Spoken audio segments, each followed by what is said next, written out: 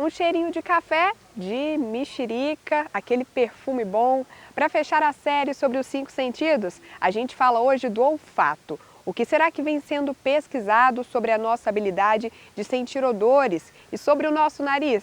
Você descobre agora, porque está na hora de viver ciência. Átomos e inferências, robôs que trabalham sem terno, resíduos postos à venda, vacina contra o cemitério, conforto e freio nas ganas, planeta é mais que hemisférios, ciência mata, ignorância, desvenda olhos e mistérios.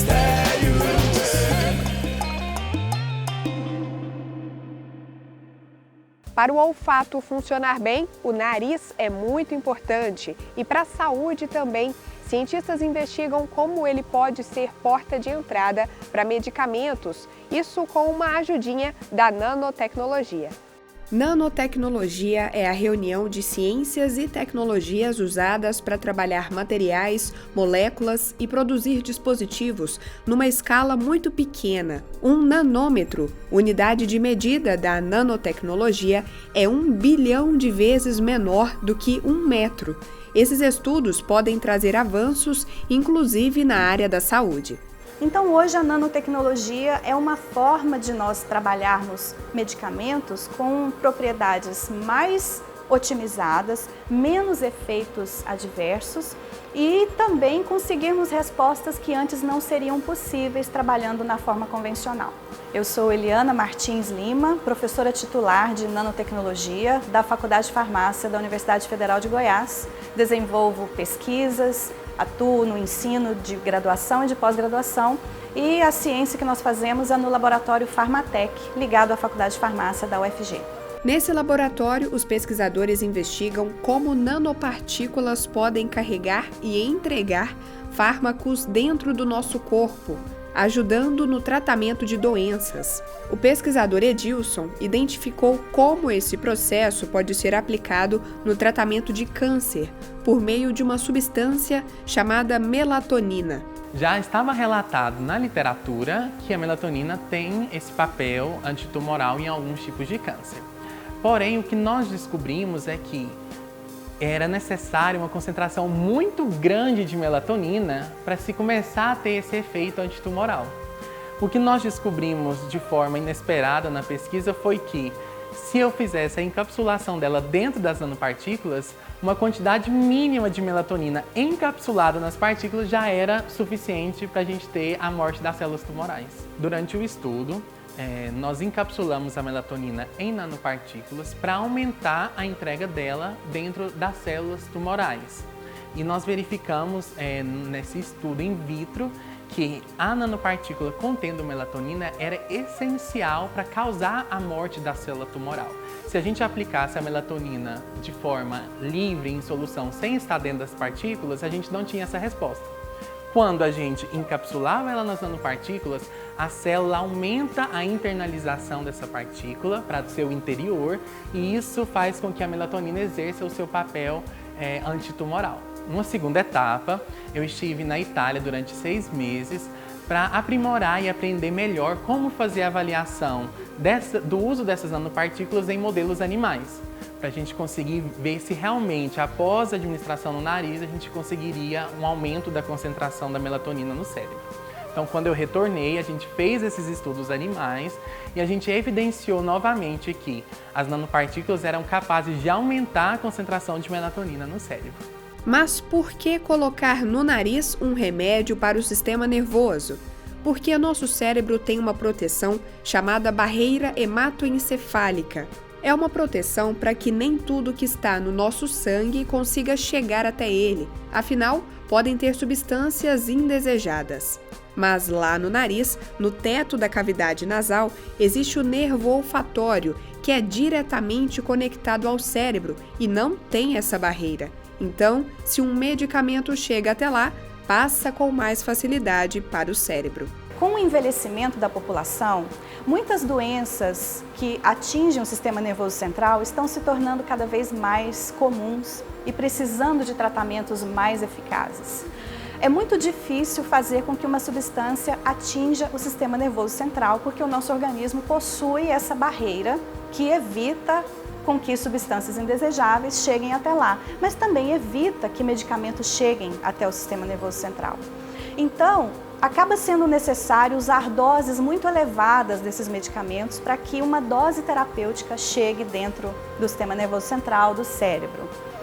Conseguir uma via alternativa por meio dessa estratégia de usar o nervo olfatório e a cavidade nasal é uma forma muito eficiente de contornar essa barreira de acesso ao cérebro e evitar com que a gente precise administrar doses muito elevadas dos medicamentos, conseguindo então uma concentração, uma dose terapêutica no cérebro, fazendo uso de uma baixa quantidade do medicamento no organismo, o que evita efeitos tóxicos.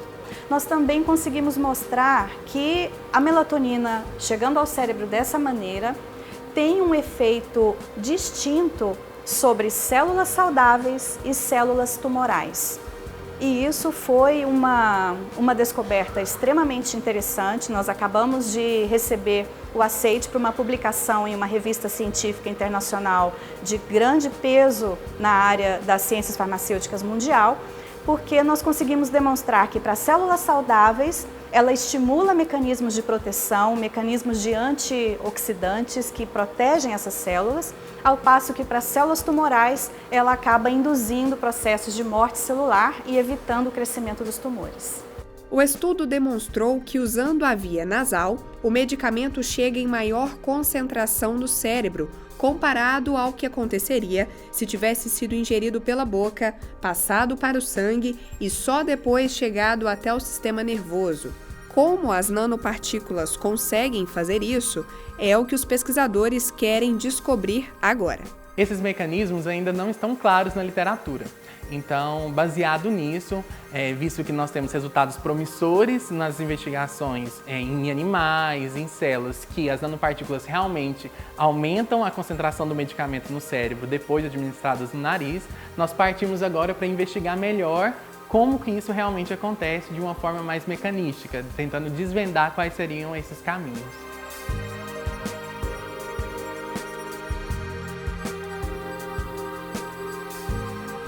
A Camila também trabalha com nanotecnologia e é pesquisadora no laboratório Pharmatec da UFG. De acordo com a Organização Mundial da Saúde, dentre as 10 principais causas de morte em todo o mundo, 4 estão diretamente relacionadas com os pulmões e vias aéreas, como, por exemplo, o câncer de pulmão e a tuberculose. Então, aqui no Pharmatec, na minha pesquisa, a gente busca direcionar fármacos diretamente para o pulmão para melhorar o tratamento dessas doenças e reduzir diversos efeitos colaterais quando comparado com as terapias convencionais por via oral, por exemplo.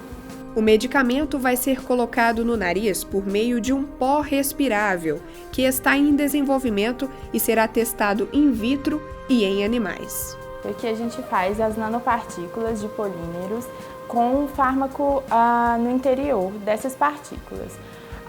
Através da administração do pó, que é a formulação final, ele vai encontrar, as partículas vão ser encontradas e englobadas pelo macrófago alveolar, que é o principal barreira de defesa do pulmão. Então, esses macrófagos alveolares captam essas partículas e elas são clivadas para liberar o fármaco dentro do macrófago alveolar, que é o principal agente de defesa da tuberculose, por exemplo. Uma parte da pesquisa será realizada em colaboração com um professor na França, que contribuirá com os resultados obtidos aqui no Brasil. Estando dentro da universidade, o nosso objetivo é formar jovens cientistas, pesquisadores e no processo de formação desses jovens cientistas e pesquisadores, eles fazem todo o trabalho de construção de conhecimento. de colocar mais um tijolo na construção da ciência. E a ciência é aquilo que hoje nos dá uma série de motores para que a nossa sociedade viva melhor. Ter medicamentos mais eficientes, menos tóxicos, mais fáceis de serem utilizados pela população, que consigam responder problemas de saúde, seja de saúde pública, seja de doenças específicas, que sejam capazes de melhorar a vida de um único indivíduo que seja, ou de milhões de pessoas ao redor do mundo, é isso que nós buscamos. E nós conseguimos, a cada uma dessas pequenas respostas ou grandes descobertas que nós fazemos, fazer diferença.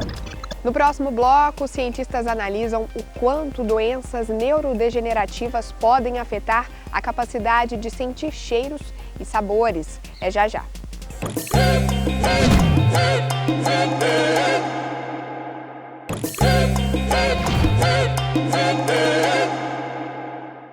Essas não são canetas comuns. Cada uma tem um odor. Pode ser de peixe ou abacaxi, por exemplo. Elas foram usadas em testes feitos em uma pesquisa de mestrado do Programa de Nutrição e Saúde, da Faculdade de Nutrição da UFG. O objetivo dessa pesquisa foi verificar o quanto que as doenças neurodegenerativas afetariam a capacidade gustativa e olfativa dos indivíduos. Porque a gente tinha pesquisas desse nível com indivíduos de outros países, mas não do Brasil, não do Centro-Oeste, e a gente também associou com determinadas situações, como exposição a agrotóxico, idade, nível da doença, né, estágio da doença e outros fatores socioeconômicos e demográficos. O teste de capacidade olfatória a gente fez com 46 canetas que a gente importou da Alemanha, né? E essas canetas elas tinham cheiros dentro dela, né? E aí tinha os protocolos do teste. A gente tinha teste para identificar determinados odores, teste para poder ver a diferença de odores entre três canetas, né? Tinha 2 canetas com um cheiro igual, né? O odor igual, e uma caneta com odor diferente. E por fim, um teste que tinha concentrações diferentes de odores, e aí o indivíduo tinha que identificar qual que é o odor que ele sentia e reconhecia, né? E aí eram dadas pontuações para cada acerto desses testes realizados. Então é dada uma pontuação e a gente tem um score. Abaixo de determinado score ele tem anosmia, significa que ele não identifica odor nenhum. E depois de uma outra escala, você tem a classificação que o indivíduo ele tem uma diminuição dessa acuidade e finalmente uma acuidade normal, né? O que a gente encontrou é que a maioria tem anosmia e muitos têm hiposmia. Também foi analisada a capacidade gustatória de sentir os sabores. No total, foram estudadas 80 pessoas. O teste gustatório foi feito com gostos básicos, né, que em laboratório a gente testava de acordo com concentrações variadas também. Então, quanto maior a concentração, menor a capacidade, quanto maior a concentração de uma solução que a gente fazia, que era a água com o produto, menor a capacidade do indivíduo de identificar esse gosto, né? Aí a gente usou uma solução doce, uma solução salgada, uma solução ácida, uma solução amarga. E uma solução com um gosto que a gente chama de umami, né? Que é o que tem assim no caldo de carne e tudo mais, que é a base de glutamato monossódico. Então a gente testou esses 5 gostos básicos. Nós chegamos à conclusão que existe sim relação entre idade, estágio da doença e sexo, de acordo com a capacidade olfativa e gustativa. Tivemos problemas principalmente em relação ao gosto ácido e ao gosto salgado, e em relação à capacidade olfativa, muito diminuído. Com a pesquisa, foi possível perceber que em casos de Parkinson, por exemplo, os prejuízos no olfato podem surgir até 7 anos antes de os sintomas motores, como o tremor, se manifestarem. Ela trouxe resultados muito importantes, né? Como, por exemplo, essa questão do diagnóstico precoce, né? de uma doença neurodegenerativa pela dificuldade do olfato. Muito interessante, a gente comprovou isso com os nossos, com os brasileiros. A gente está com uma população envelhecendo, né? E uma coisa que acontece com o envelhecimento é a diminuição do olfato, né? E que isso afeta demais a qualidade de vida, os hábitos alimentares dos indivíduos. Eles acabam até acrescentando mais açúcar, mais sal, porque perde essa capacidade, tanto gustatória quanto olfatória, né? Então eu acho que a gente não pode esquecer desse lado e os pesquisadores trabalharem bastante com isso, né? No caso, a minha formação ideológica é da gente sempre tentar isso com os alimentos naturais.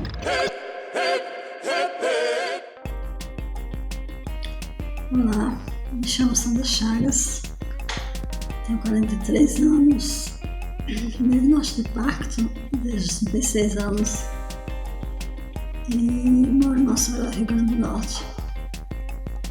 Quando eu percebi que não tinha olfato, foi 2 anos antes do diagnóstico. Eu vendi perfume na época, não conseguia sentir o cheiro dos perfumes, eu achava que estava vindo de tão sentir cheiro, né? Então, aí conheci os sintomas e até que descobri a Parkinson, descobri que o perda do olfato seria um dos fatores, os sintomas do Parkinson. E hoje em dia eu consigo às vezes sentir algum cheiro, mas assim, isso assim não é o mesmo cheiro que eu conhecia. No próximo bloco, a relação entre o processo do olfato e a produção de cosméticos. E tem também o casulo de ideias.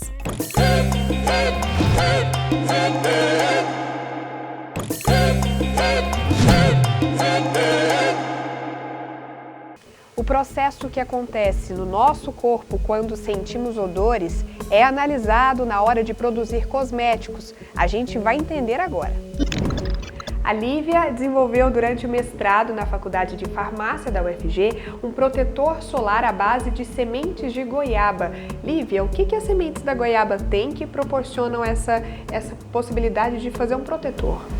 Bom, a semente de goiaba possui alguns ativos em sua composição que ela consegue em sinergismo, atuando junto com outros filtros solares que já estão disponíveis no mercado, ela consegue aumentar o fator de proteção de uma formulação cosmética, o FPS de uma formulação cosmética. O protetor solar desenvolvido na pesquisa hoje está disponível para os consumidores. Então nós trabalhamos muito para o desenvolvimento de um bioativo, de um ativo de origem natural, um produto inovador.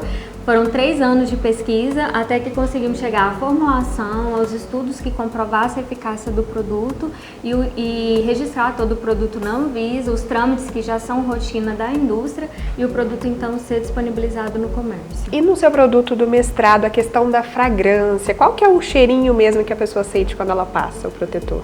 Quando a gente foi desenvolver o produto, a empresa teve uma preocupação de que ele tivesse um cheiro cosmético para que fosse um produto de uso diário, mas que também lembrasse lá no fundo o cheiro da goiaba.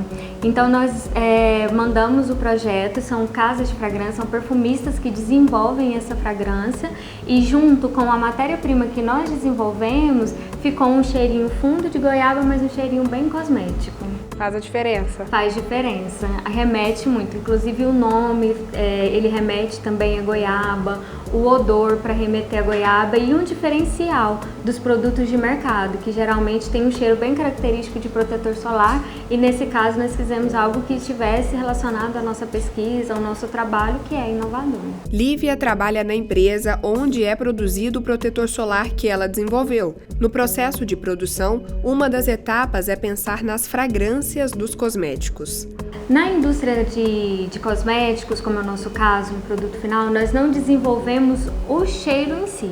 Nós trabalhamos com parceiros, que são casas de fragrâncias, e eles têm os perfumistas, Então, nós temos aqui uma equipe de marketing que faz todo um estudo de mercado para decidir o que o consumidor espera de cada produto. No caso do protetor solar, o que o consumidor espera daquele protetor solar em termos de fragrância, em termos de explosão, de fixação. Todas as informações são coletadas, são passadas para esse perfumista e ele desenvolve para a gente um produto. Aqui dentro nós fazemos um painel olfativo com funcionários que já são treinados para adaptar essa escolha à nossa realidade, para ser o mais próximo possível do que o nosso cliente realmente espera. E então nós aplicamos esse produto, essa essência, no produto final. Então a gente faz um painel olfativo às cegas, a pessoa ela só sabe o tipo de produto que ela está experimentando e ela vai avaliar fixação, explosão inicial, se ela tem a ver com o briefing do produto. Então cada produto ele tem uma destinação. Produtos, por exemplo, um produto à base de coco, ele precisa necessariamente ter um cheiro de coco? Se precisa ter cheiro de coco, qual é o melhor cheiro de coco? A melhor fragrância de coco? Se ela é uma fragrância mais cosmética, se é para lembrar mais a fruta. Então tudo isso a gente passa para essas pessoas e elas vão avaliar de acordo com esse tipo de informação que a gente passa para elas. Existe uma estrutura das essências chamada de pirâmide olfativa que é dividida em 3 momentos principais. No topo da pirâmide estão as primeiras notas que percebemos logo que borrifamos um perfume, por exemplo. Depois vem as notas de corpo, que vão fixar um pouco mais e são mais encorpadas. Por último estão as notas de fundo, que realmente promovem a fixação do odor. Então é como se fosse uma orquestra. Então são vários acordes que eles atuam em conjunto em momentos diferentes e cada um vai explodindo, vai evoluindo em momentos diferentes para que no final a gente tenha o todo do perfume por um longo tempo. Isso tudo pode ser estudado e observado. É estudado, é observado, inclusive a gente precisa levar em consideração no momento de desenvolvimento de produtos. Então, por exemplo, em regiões onde nós temos temperaturas muito altas, nós precisamos de matérias-primas que fixem mais. Então a gente precisa de uma base de perfumes mais amadeirados, que são os que têm uma temperatura de volatilização menor. Então, na Europa, por exemplo, já se usam perfumes mais voláteis, a temperatura é baixa e as pessoas gostam desse tipo de perfume. Aqui no Brasil, em regiões mais quentes, esse tipo de perfume já não é tão aceito. Então, são odores que vão de acordo com o cliente. Trazendo para a indústria de cosméticos, isso também é muito importante para a gente entender a pirâmide olfativa de cada fragrância, de cada essência que a gente está trabalhando, o tipo de produto e para qual consumidor esse produto vai. Essa essência do aroma, ela pode interferir na fórmula? Tem esse cuidado para não interferir no produto final? Tem sim. Pode ocorrer incompatibilidade, dependendo do tipo de fórmula, pode ocorrer incompatibilidade. Então a gente precisa, aqui no laboratório, no momento do desenvolvimento, a gente precisa levar isso em consideração antes de partir para o painel olfativo. E a questão de alergia, ela não acontece com o odor, ela é só com a substância? Pode ter esse risco? Pode acontecer. Tem pessoas que são alérgicas às matérias-primas, que são componentes de fragrâncias. Inclusive a Anvisa, já há algum tempo, já é realizado no Mercosul e a Anvisa também faz isso. Listou em uma norma 26 matérias-primas que geralmente estão em fragrâncias e essas matérias-primas são as mais responsáveis em alergias ou irritação, no caso de pessoas que já têm essa predisposição a ter algum tipo de alergia.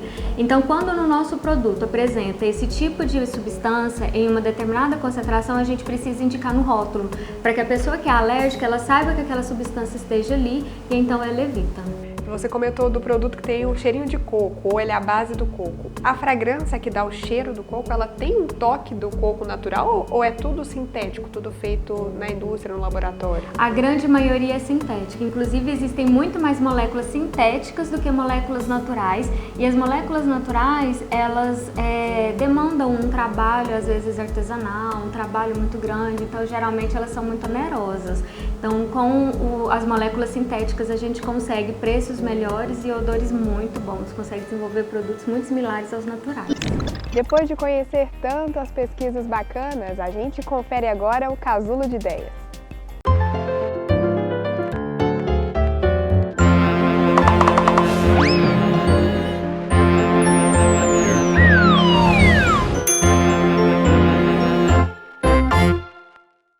Oi, eu sou o Francisco e eu tenho 9 anos. O que é o olfato? Olfato é outro dos sentidos que ele serve para detectar odores. É mais ou menos assim. O nariz, ele meio é difícil de explicar. Vamos dar um exemplo.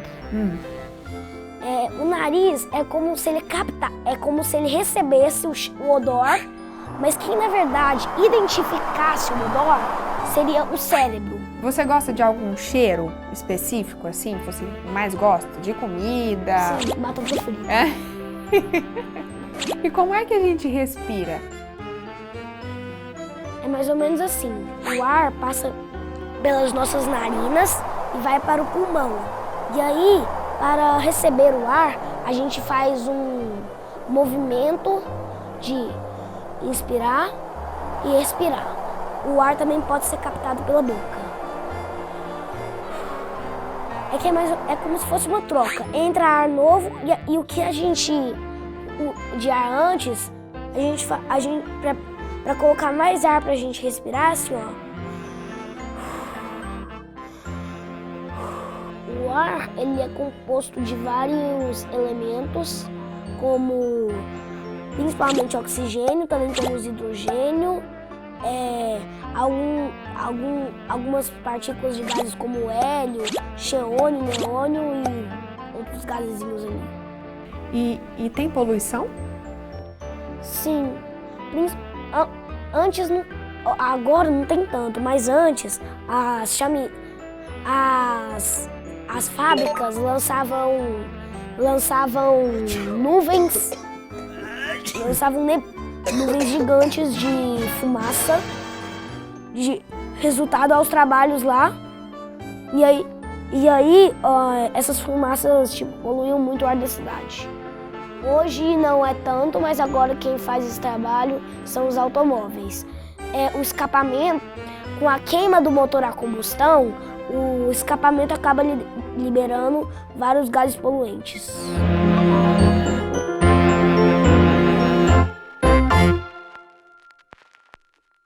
O Viver Ciência fica por aqui. Hoje a gente encerrou a série sobre os 5 sentidos. No próximo episódio tem mais pesquisas para você conhecer. Não vai perder, né? Até lá!